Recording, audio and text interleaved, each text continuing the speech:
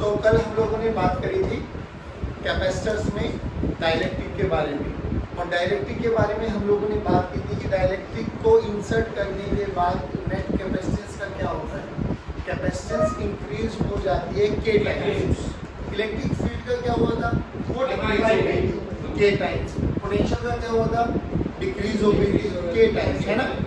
अभी आप जो बात करेंगे ना, आज के लेक्चर में हम बात करने वाले जो ये डाइलेक्ट्रिक है, अब इस डाइलेक्ट्रिक को भी इंसर्ट करने का तरीका होता है। तो बेसिकली हम 2 स्टेप्स में बात करने वाले, और याद रखना आज के लेक्चर से 3 नंबर का क्वेश्चन 110% अगर इस चैप्टर में से क्वेश्चन आया तो ये पक्का आता है, या तो कॉन्सेप्चुअल नहीं तो न्यूमेरिकल 110%। आज हम बात करेंगे कि कैपेसिटर के बीच में अगर हम डाइलेक्ट्रिक को इंसर्ट करते हैं, अभी केस ये लेके चलेंगे कि जितनी विड्थ, मान लो ये पहली प्लेट ये दूसरी प्लेट, इनके बीच में डी विड्थ का सेपरेशन है, तो डी विड्थ की ही हमने इसमें डाइलेक्ट्रिक स्लैब को इंसर्ट करना है। लेकिन उसको इंसर्ट करने का प्रोसेस क्या क्या होता है, पहला प्रोसेस होता है चार्ज को कांस्टेंट रखते हुए आपको उसको इंसर्ट करना है। दूसरा प्रोसेस होता है आपको पोटेंशियल को कांस्टेंट रखते हुए उसको इंसर्ट करना है। अच्छा, जब चार्ज को कांस्टेंट रखेंगे और पोटेंशियल को कांस्टेंट रखेंगे तो क्या क्या डिफरेंसेस अपन देखेंगे, कैपेसिटेंस में क्या होगा, इलेक्ट्रिक फील्ड में क्या होगा, फोर्स ऑन प्लेट में क्या होने वाला है, पोटेंशियल में क्या होने वाला है, और चार्ज में क्या होने वाला है, पोटेंशियल एनर्जी में क्या होने वाला है। तो ये सब के वेरिएशंस हम लोग देखने वाले, बात समझ में आ गई। तो डाइलेक्ट्रिक को इंसर्ट करने का पहला method when charge is at constant. तो सबसे पहले स्टेप क्या बच्चों,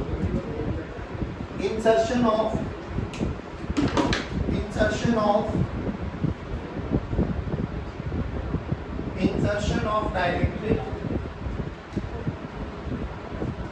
at constant charge। मतलब क्या किया, मैं आपको स्टेप बाय स्टेप समझाता हूँ कि हमने एक कैपेसिटर लिया, उस कैपेसिटर को V वोल्ट से चार्ज किया और बैटरी को हटा दिया।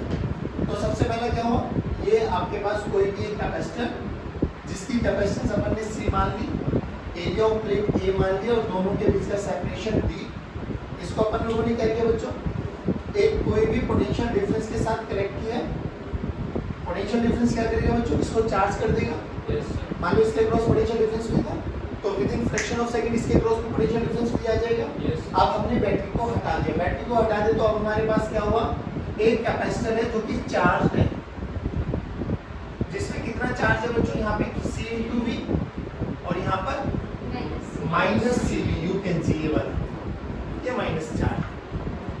कैपेसिटेंस बोलो initially epsilon not A by D, या मैं इसी को बोल सकता हूँ दिस इज C इनिशियल।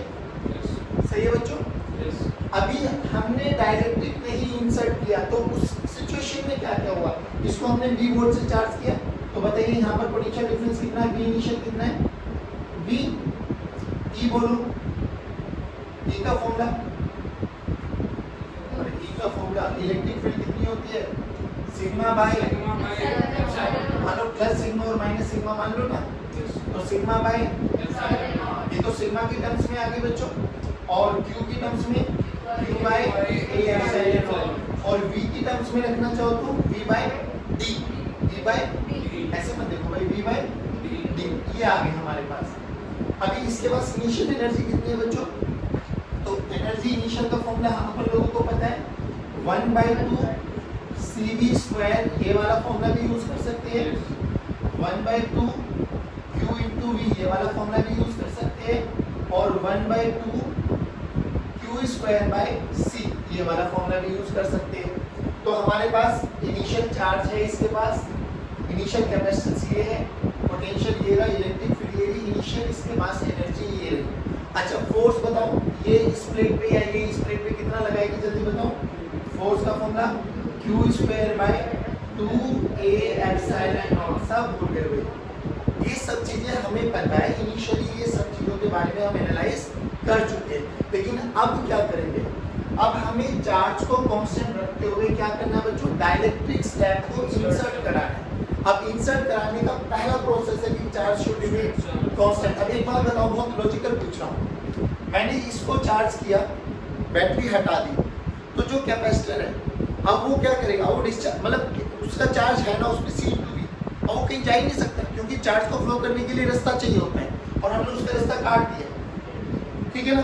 तो वो चार्ज क्या रहेगा, कांस्टेंट। जो पहले था इंसर्शन के बाद भी वो चार्ज क्या रहने वाला है, कांस्टेंट। अब ध्यान से सुनो, अब हम इंसर्शन के प्रोसेस में देखते हैं कि भाई देखो इनिशियली ये हमारे पास कैपेसिटर है, यही वाला कैपेसिटर थोड़ा लार्ज करके बना रहे जिससे आपको इजीली समझ में आए।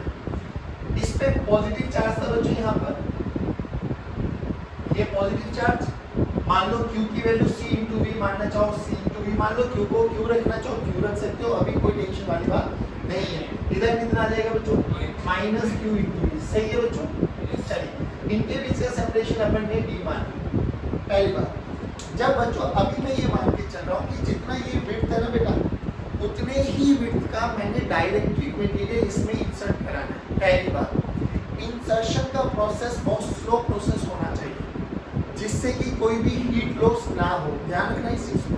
इंसर्शन का प्रोसेस कैसा होना चाहिए, बहुत स्लो प्रोसेस। याद करो जब हम इलेक्ट्रोस्टैट्स पढ़ते थे तो बोलते थे इंफिनिटी से एक चार्ज को लेके आए, slowly slowly in such a fashion की there should be no acceleration, यानी काइनेटिक एनर्जी में कोई भी एनर्जी काइनेटिक एनर्जी में चेंज ना हो। इधर देखो, अब जब मैंने यहाँ पे माना कि भैया ये बिल्कुल मैंने एक डाइलेक्ट्रिक स्लैब लगा दी है जिसका डाइलेक्ट्रिक कांस्टेंट के, एक सिंपल सी बात बताओ बच्चों, जैसे अपन इसको इंसर्ट कराएंगे तो आपको नहीं लगता कि भैया जैसे इंसर्ट करेंगे ये पॉजिटिव है, यहाँ पर नेगेटिव चार्ज इंड्यूस हो जाएंगे और उधर पॉजिटिव, तो यहाँ पर नेगेटिव चार्जेस इंड्यूस हो जाएंगे। मान लो सिग्मा आई इसकी इंड्यूस चार्ज डेंसिटी, ऐसे पॉजिटिव चार्जेस आ गए, ये प्लस सिग्मा इंटू आई। अब ध्यान से देखो, इन पॉजिटिव के कारण और इस नेगेटिव के कारण इस डाइलेक्ट्रिक पर एक फोर्स लगता है, that is known as force on dielectric, जिसके कारण क्या होगा, ये डाइलेक्ट्रिक नीचे आएगा। This force is what, force on dielectric. किसके कारण लगा, इस पॉजिटिव चार्ज और इस, यहाँ इंड्यूस होगा तो ये इसको अट्रैक्ट करेगा, ये इसको अट्रैक्ट करेगा। बट फिर मैं कह रहा हूँ जब फोर्स लगेगा तो ये बहुत सडनली नीचे आएगा क्योंकि इसमें तो एक्सेलरेशन आ जाएगी, बट अपन को एक्सेलरेशन लेके आना, तो अब हमें क्या करना पड़ेगा, हमें एक फोर्स लगाना पड़ेगा इसके अपवर्ड डायरेक्शन में, जिसको हम क्या बोलते हैं, F एक्सटर्नल। नहीं आया बच्चों, और F एक्सटर्नल लगाने के कारण क्या होगा, ये प्रोसेस बहुत धीरे धीरे धीरे धीरे जैसा अपन चाहते हैं वो होगा। अब एक बार बताओ, इसमें थोड़ा सा कॉमन सेंस से बताओ, स्लैब तो नीचे आ रही है, एक्सटर्नल फोर्स ऊपर लगा रहे हैं, तो work done by external positive negative, slab नीचे आ रही है तो डिस्प्लेसमेंट नीचे है, फोर्स ऊपर है तो work done by external negative. अब ये नेगेटिव का कॉन्सेप्ट आपको समझ में भी आ जाएगा। आप सुनो, अब क्या हुआ, जैसे ही हमने इसमें डाइलेक्ट्रिक को इंसर्ट किया, सबसे पहली बात हमारा हेड भी क्या है बच्चों, चार्ज कांस्टेंट है, तो यानी इस पे Q फाइनल भी अभी कितना होगा बच्चों, Q जो पहले था किसके बराबर बच्चों, C इंटू V। नहीं आया बच्चों, जल्दी बताओ, जब इसमें पूरे में डाइलेक्ट्रिक स्लैब आ जाएगी, इंसर्ट हो जाएगा, तो ये तो कल हम पढ़ चुके हैं। कैपेसिटेंस के बारे में क्या ख्याल है, कैपेसिटेंस इंक्रीज हो जाएगी, तो C फाइनल बोलो, C इंटू K। नहीं आया, अरे बोलो भाई, पक्की बात।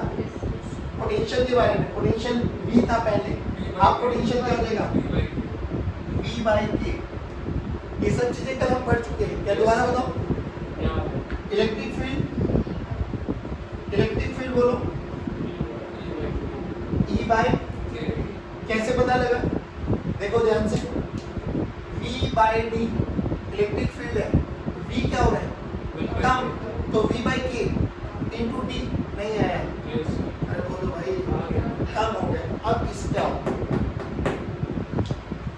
इनिशियल पोटेंशियल एनर्जी देखो, कौन सा फॉर्मूला यूज किया जाए। अब बात ये आती है कि सर इन तीनों में से कौन सा फॉर्मूला अपन को यूज करना। फिर कह रहा हूँ इन तीनों में से वो देखो कि कौन सी चीज कांस्टेंट आपको पता है, Q कांस्टेंट है। Q कांस्टेंट है तो आप ये वाला फॉर्मूला यूज कर लो, ये वाला फॉर्मूला यूज कर लो, दोनों से आंसर आपको सेम आने वाले हैं। अगर चार्ज कांस्टेंट है बच्चों, तो देखिए कैपेसिटेंस क्या हो रही है, इंक्रीज हो रही है, तो energy is inversely proportional to capacitance. Capacitance increase हुआ तो पोटेंशियल एनर्जी डिक्रीज हुई। नहीं है बच्चों, तो देखो फाइनल पोटेंशियल एनर्जी कितनी हो गई बच्चों, U initial by K। Potential देखो कितनी है, 1/2 क्यू स्क्वायर बाई सी के। बच्चों अब सिंपल सी एक बात बताओ, पहले एनर्जी थी हमारे पास 1/2 Q square by C, dielectric को इंसर्ट करने के बाद एनर्जी कितनी होगी बच्चों, 1/2 क्यू स्क्वायर बाई सी के। तो एनर्जी बढ़ी या घटी, घट गई। अब ये एनर्जी घटी तो गई कहाँ, हीट डिसिपेशन नहीं होने वाला। रीजन, क्योंकि अभी अभी बोला था कि insertion of dielectric is a very slow process, तो हीट में तो ये एनर्जी जाएगी नहीं, तो ये एनर्जी गई तो गई कहाँ। अच्छा क्वेश्चन है कि सर देखिए ये बहुत स्लो प्रोसेस है, तो हीट का तो कोई चांस है नहीं। फिर दूसरी बात, बट एनर्जी का लॉस जरूर हुआ है। अब एनर्जी का लॉस हुआ तो ये एनर्जी गई कहाँ, ये खाई किसने, ये एनर्जी किसने कंज्यूम करी, ये एनर्जी कंज्यूम करी एक्सटर्नल वर्क, क्योंकि एक्सटर्नल वर्क कैसा था, नेगेटिव। अरे हाँ है ना, बोलो। ऑब्वियसली भाई ये वाला फोर्स इसको नीचे खींचेगा, अपन को इसको एक्सेलरेट नहीं होने देना, तो एक्सटर्नल ने कुछ ना कुछ तो एनर्जी खर्च के मतलब खाई होगी ना, वो एनर्जी, वही एनर्जी। अब देखो कितनी एनर्जी आई है, एनर्जी का देखो लॉस, तो energy work done by external negative है बच्चों। तो अभी कई बार पूछ लेते हैं कि बताइए कितनी energy work done by external निकालो, तो वर्क डन बाय एक्सटर्नल क्या है, इनका जो भी वो आया है difference, that is the work done by external. But work done by external कैसा आना चाहिए, नेगेटिव, तो इसमें से इसको माइनस करो, तो बोलो work done by external 1/2 Q square by C के minus 1/2 Q square by C. देखो इसमें भी 1/2 क्यू स्क्वायर बाई सी, इसमें भी, दोनों में से कॉमन ले लो, तो यहाँ पे क्या बचा 1/k माइनस 1/k माइनस, ये work done by external agent आ गया बच्चों। नेगेटिव आएगी पॉजिटिव वैल्यू आएगी, खुद करके देखो, k की वैल्यू इधर लेके चले जाओ। अच्छा अब k के बारे में थोड़ा एनालाइज कराता हूँ मैं, k की वैल्यू कहाँ से कहाँ तक हो सकती है। ध्यान से देखो, अगर मैं बात करूँ वैक्यूम या एयर के लिए, फॉर वैक्यूम या एयर k की वैल्यू होती है बच्चों 1, और वो रीजन भी समझ में आते हैं। रियलिटी में देख, जब आप लोगों ने फोर्स का फॉर्मूला पढ़ा था 1/4 pi epsilon not q1 q2 bye, मैं तो बोल रहा हूँ मीडियम के बारे में बात करो, डायरेक्ट मीडियम के बारे में, 1/4 pi epsilon not into k q1 q2 बाय r स्क्वायर। सोचो मीडियम मैंने बोला वैक्यूम में, तो वैक्यूम में ये वाला की होता ही नहीं था, तो यानी k की वैल्यू 1, k की वैल्यू, तो k की वैल्यू 1 से लेके अब बात आते है कि electric field inside a conductor कितना होता है, 0। अबे कल ही बोला है, electric field inside a conductor 0, electric field inside a conductor 0। अबे इलेक्ट्रिक फील्ड अगर 0 है कंडक्टर के अंदर, वहां पे कोई भी चार्ज को रख दो तो फोर्स कितना लगेगा, 0। फोर्स कितना लगेगा, यानी उसके लिए k की वैल्यू कितनी होनी चाहिए कि फोर्स 0 हो जाए, इन्फिनिटी। कितना होना चाहिए, तो कंडक्टर्स के लिए k की वैल्यू कितनी होनी चाहिए, k की वैल्यू इन्फिनिटी। तो यानी k जो होता है आपके पास वो 1 से लेके इन्फिनिटी तक कोई भी वैल्यू ले सकता है, तो यानी k इज ग्रेटर देन 1। ये तो पक्की बात है, किसी भी मीडियम के लिए, भाई वैक्यूम के लिए 1 है, कोई भी मीडियम लेके आएगा तो ऑब्वियसली k की वैल्यू बड़ी होगी, तो k की वैल्यू 1 से बड़ी है, तो जब यहाँ पर ये एलसीएम आ जाएगा, एलसीएम देखो ना, 1/2 q square by c into 1 minus k by k। अब k की वैल्यू तो 1 से बड़ी होती है, तो 1 माइनस 1 से बड़ा, तो नेगेटिव वैल्यू आई नहीं है, तो work done by external agent क्या आएगा, नेगेटिव। कई बार ये पूछा जाता है एचसी वर्मा में, थोक के क्वेश्चन है कि work done by external agent बताओ कितना होने वाला है, तो ये वाला फॉर्मूला आपको याद होना चाहिए। बोलो इतना समझ में आया। अब बात करते हैं, तो हमारे पास देखो चार्ज के बारे में बात होगी, कैपेसिटेंस के बारे में बात होगी, पोटेंशियल के बारे में बात होगी, इलेक्ट्रिक फील्ड के बारे में बात होगी, एनर्जी के बारे में बात होगी, work done by external agent के बारे में बात होगी। अब बात करते हैं फोर्स। सिंपल सी बात बताओ बच्चों, जब कल वाले लेक्चर में हमने बात करी थी तो हमने इसमें माना Q पॉजिटिव, इसमें माना हमने Q नेगेटिव, सही है। इस वाली प्लेट का नाम मैं 1 दे देता हूँ, इसको मैं 2 दे देता हूँ। 1 2 पे फोर्स लगाए, 2 1 पे फोर्स लगाए, but at the end of the day force का फॉर्मूला यही रहता है, Q स्क्वायर बाय। लेकिन एक चीज बताओ, मुझे थोड़ा सा लॉजिकल समझना और हमें सुपरपोजिशन का यूज करना है। सुपरपोजिशन क्या कहता है कि भाई देखो, जब ये पूरा का पूरा डायरेक्टली इंसर्ट कर दिया आपने, मान लो इसमें मैं बता रहा हूँ, इधर देखो, मान लो इसमें मैंने डायरेक्टली को इंसर्ट कर दिया बच्चों, ठीक, और ये मैंने बैटरी से हटा दिया था क्योंकि चार्ज को कांस्टेंट रखना है। डायरेक्टिक इंसर्ट कर दिया तो इस वाली प्लेट पे कितना चार्ज है, +Q, इस वाली पे। अच्छा अच्छा यहाँ पे नेगेटिव नेगेटिव चार्जेस इंड्यूस हुए, आए ना बोलो, यहाँ पे पॉजिटिव पॉजिटिव इंड्यूस हुए। अच्छा ये तो कंफर्म है ना बच्चों, जितना यहाँ पर Q नेगेटिव आएगा उतना ही यहाँ पर क्या आएगा, इनको क्या बोलते हैं, इंड्यूस चार्जेस, क्या बोलते हैं। अब एक बार बताओ, यहाँ पर देखो इस वाले केस को और इस वाले केस को कंपेयर करो। यहाँ पर इस प्लेट पे फोर्स किसके कारण लगा, केवल और केवल इसके कारण। लेकिन इस प्लेट पर अब फोर्स किस किस के कारण लगेगा, एक तो इसके कारण तो लगेगा ही लगेगा सर, एक इसके कारण भी लगेगा और एक इसके कारण भी लगेगा, हाँ या ना बोलो, अरे बोलो भाई। अब ध्यान से देख, ये डाइलेक्ट्रिक स्लैब में बना रहा हूँ, इसके इस एंड पर माइनस क्यू आई है, इसके इस एंड पर प्लस क्यू आई चार्ज है, और यहाँ पर मुझे कैलकुलेट करना है फोर्स। तो वो इसके कारण इलेक्ट्रिक फील्ड, नेगेटिव के कारण इलेक्ट्रिक फील्ड किधर होती है, टुवर्ड्स द प्लेट, अरे बोलो भाई। तो इधर इलेक्ट्रिक फील्ड आई नेगेटिव के कारण, कितनी आई, Q/2A एप्सिलॉन नॉट QI, सही है। इसके कारण बोलो, ठीक, और कितनी आई, QI/2A एप्सिलॉन नॉट। तो ध्यान से देखो ना, दोनों का मैग्नीट्यूड सेम है बट अपोजिट इन डायरेक्शन।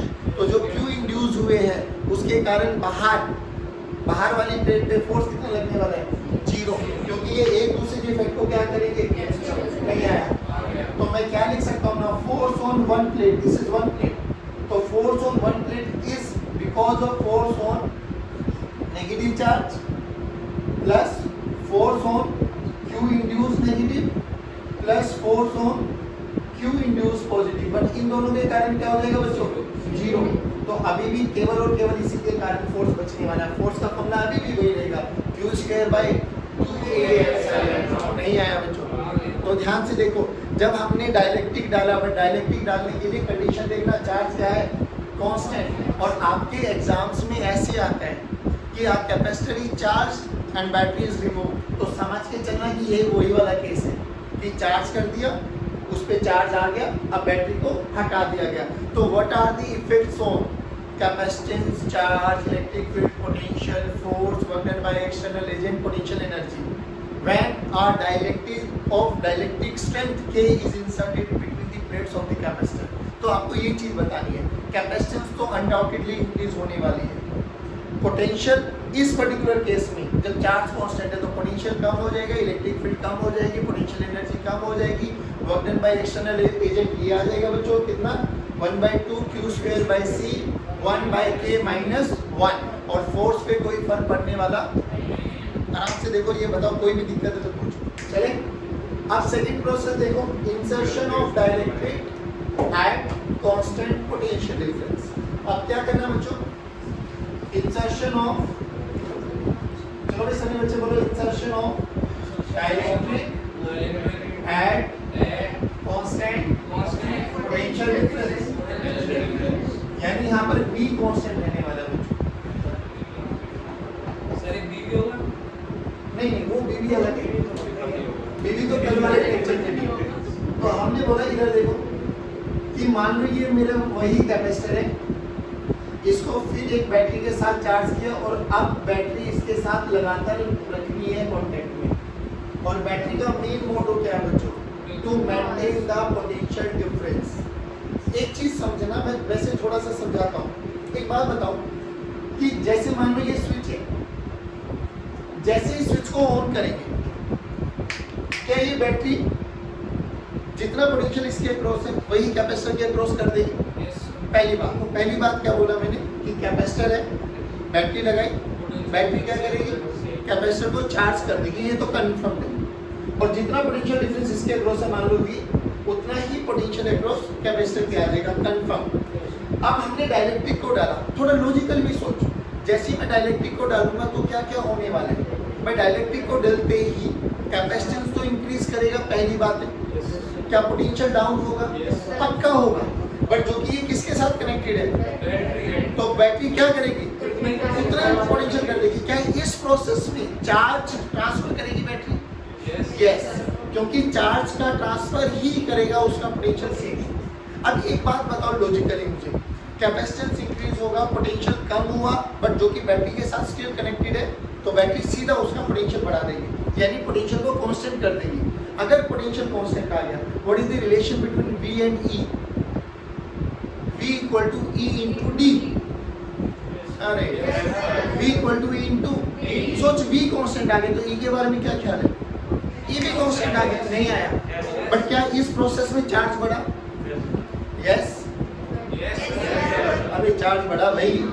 अब वो कितने टाइम्स इंक्रीज होगा वो अभी चेक करते हैं। अब आ जाओ, फिर हमने बात करी ये, अब एनर्जी के बारे में बात करेंगे। कैपेसिटेंस इंक्रीज हो गई बट पोटेंशियल कांस्टेंट है। अब कौन सा फॉर्मूला यूज करें? वो वाला जिसमें V आता हो।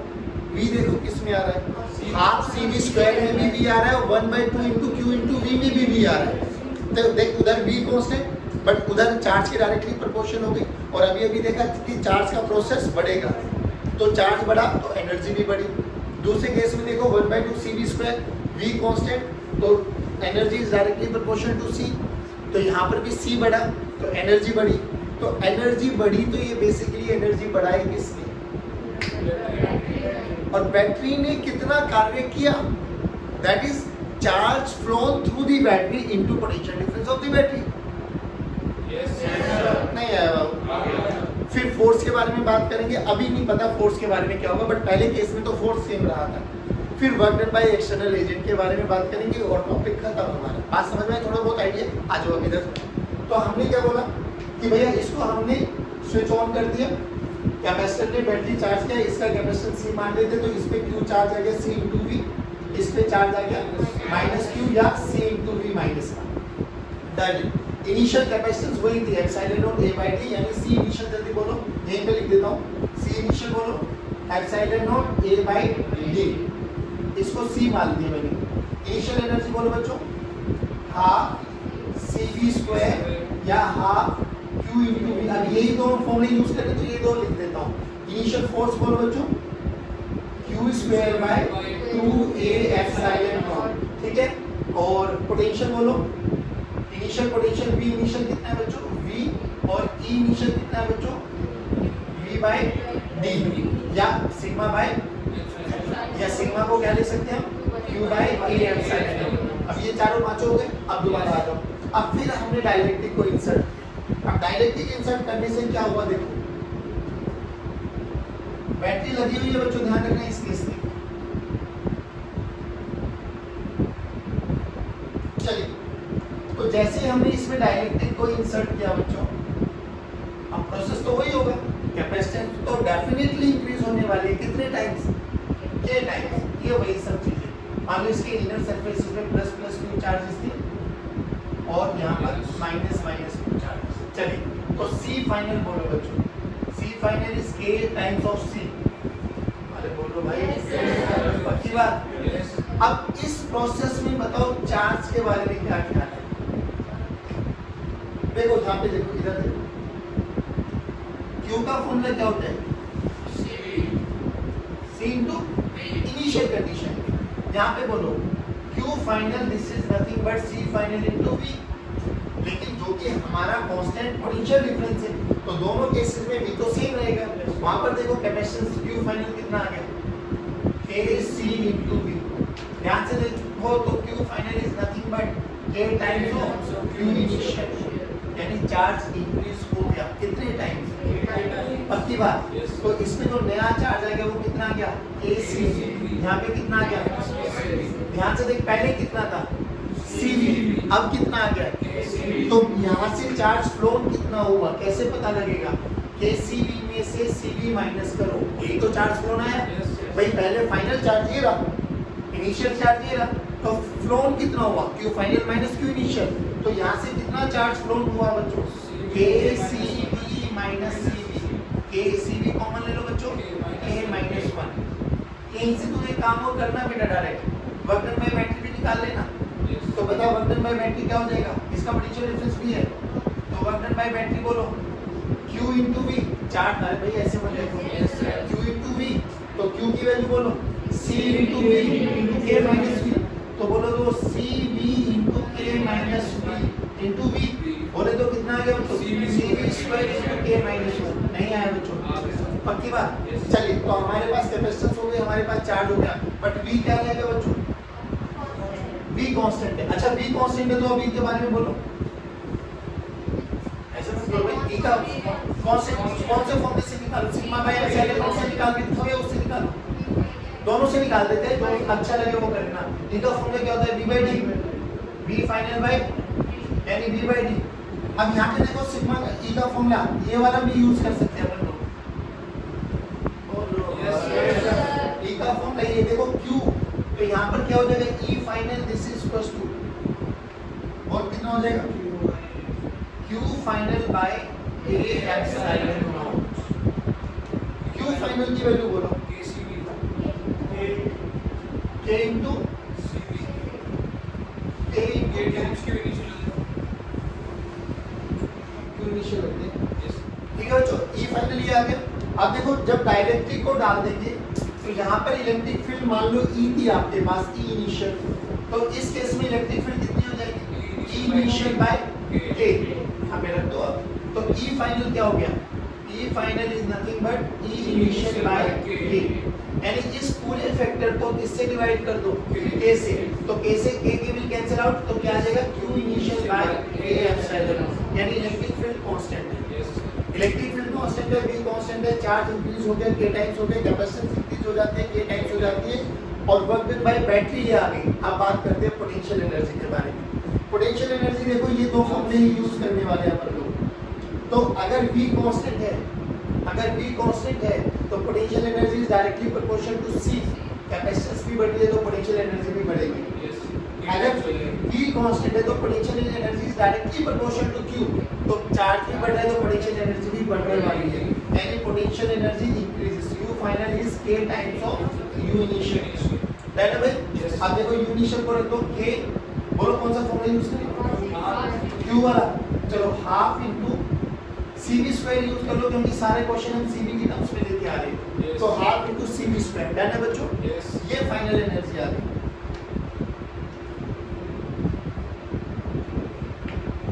अब एक बात बताओ, इनिशियल एनर्जी ये थी हमारे पास, फाइनल एनर्जी ये आई है हमारे पास, तो चेंज आया ना, तो work done by external agent बोलो, वर्क डन बाय, पहले बताओ work done by external agent negative आएगा पॉजिटिव आएगा, negative. Work done by external agent तो नेगेटिव ही आएगा भाई, work done by external agent क्या आएगा, तो work done by external agent क्या आएगा, minus of u final minus, कर दो कोई दिक्कत नहीं, u फाइनल माइनस, ध्यान से देखो। अब कॉमन देखो क्या ले लो, हाफ cv स्क्वायर कॉमन ले लो, तो minus times of half cv square common ले लो, बोलो क्या बचा बच्चों, k माइनस, पक्का। अब ध्यान से देखो, वर्क डन बाय बैटरी कितना था, cv square into k minus 1, नहीं आया, पक्का, श्योर, डन, डन। अब आते हैं फोर्स के बारे में। अब फोर्स के बारे में देखो, दोबारा से वही काम करो। एक तो फोर्स इस वाली प्लेट पे निकालना है, तो एक तो ये वाला फोर्स तो लगाएगा, यहाँ पर माइनस सिग्मा आई हो जाएगा या माइनस क्यू आई लगा लो, और यहाँ पे प्लस क्यू आई लगा लो। अब सिंपल से एक बार बता दो, आपको नहीं लगता बच्चों कि देखो इस वाली प्लेट पे अब इसके कारण और इसके कारण होगा जो भी फोर्स लगने वाला है, बट अभी भी इन दोनों के कारण तो यहाँ पर नेट इलेक्ट्रिक फील्ड जीरो, वो ये रहेगी, एक लेफ्ट में धक्का मारेगी, एक राइट में धक्का मारेगी, तो नेट इलेक्ट्रिक फील्ड। लेकिन अब इसके कारण आएगा, अब इसके कारण जो आएगा वो बताओ, यहाँ पर फोर्स का formula q square by 2a epsilon, क्या q है या इंक्रीज हो गया, कितने टाइम्स, k टाइम्स, तो अब यहाँ पे q फाइनल आ जाएगा बच्चों, q फाइनल आ गया k टाइम्स ऑफ q, यानी k square into q square. तो फोर्स बताओ दोनों केसेस में क्या हुआ, इस केस में फोर्स k स्क्वायर टाइम्स बढ़ जाता है, नहीं आया समझ में, पक्की बात। दोबारा सुनो, हमने दो तरह के इंसर्शन पढ़े और प्लीज सब बच्चा रिप्लाई करेगा। पहला क्या था, कांस्टेंट चार्ज को, और दूसरा क्या था, कांस्टेंट पोटेंशियल डिफरेंस को। पहली बात तो डायरेक्टली के इंसर्ट करके ना, ये तो दिमाग में हमेशा स्टोर कर लो, कैपेसिटेंस तो इंक्रीज होगी हो, कितने टाइम्स होने वाली है, k टाइम्स। लेकिन ध्यान रखना वो k टाइम्स तभी होगी जब जितनी इसमें स्पेस है ना उतना ही विड्थ का मटेरियल आप इंसर्ट कर रही हो, क्योंकि अभी अपन लोग देखने वाले हैं कि हम इसमें आधे में मटेरियल डालेंगे, आधे में एयर रखेंगे, फिर कैलकुलेट करेंगे कि भाई कैपेसिटेंस पे क्या फर्क पड़ने वाला है। बट अभी के लिए हमारे लिए दोनों कंडीशन क्या है कि जितना इनके बीच में विड्थ है उतने में ही अपन ने डाइलेक्ट्रिक स्लैब को इंसर्ट किया। इधर आ जाओ, Q कांस्टेंट, जल्दी बोलो, Q कांस्टेंट रहेगा बिफोर और आफ्टर कैपेसिटेंस।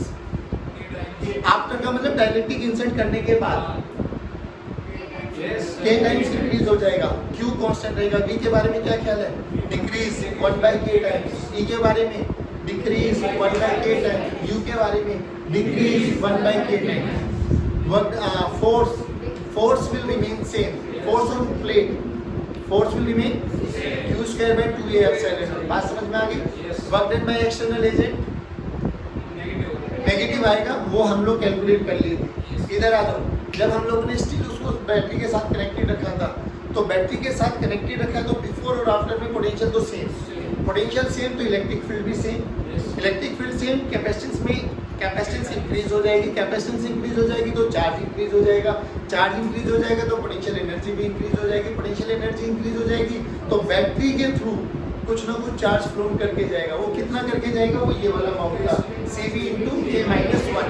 अगर बैटरी में से इतना चार्ज फ्लो करते हुए गया बैटरी के थ्रू तो वर्क डन बाय बैटरी कितना हो जाएगा? CV² × K-1। फिर हम लोग यहाँ से कैलकुलेशन कर लेंगे कि उसका आधा वर्क डन एक्सटर्नल ले लेता है और आधा ही स्टोर होता है कैपेसिटर में। बोलो इतना समझ में आया बच्चों? This is all about insertion of dielectric. अब हम बात करते हैं कि अभी जैसे इसमें हमने पूरे में डाइलेक्ट्रिक को इंसर्ट किया, अब हम पूरे में ना करें तो आधे में हम डाइलेक्ट्रिक को डाल दिए, आधे में हम एयर को रख लेते हैं, या दो अलग अलग डाइलेक्ट्रिक्स को डाल देते हैं। एक की डाइलेक्ट्रिक स्ट्रेंथ K1 मान लेते हैं, एक की डाइलेक्ट्रिक स्ट्रेंथ K2 मान लेते हैं, तो नेट इक्विवेलेंट इफेक्ट वो निकालते हैं कैपेसिटेंस। फिर कह रहा हूँ या तो ये वाला क्वेश्चन या जो अभी करने वाले हैं, वेरी वेरी इंपॉर्टेंट। चाहे तू CBSE के बारे में बात करें, चाहे तू कोई भी एग्जाम में बैठो, यहाँ से कॉन्सेप्चुअल क्वेश्चन आने की पूरी संभावना है। और जो प्रूफ अभी कर रहे CBSE में पक्का ये या वो डाइलेक्ट्रिक में से पक्का क्वेश्चन बन। बात समझ में आई?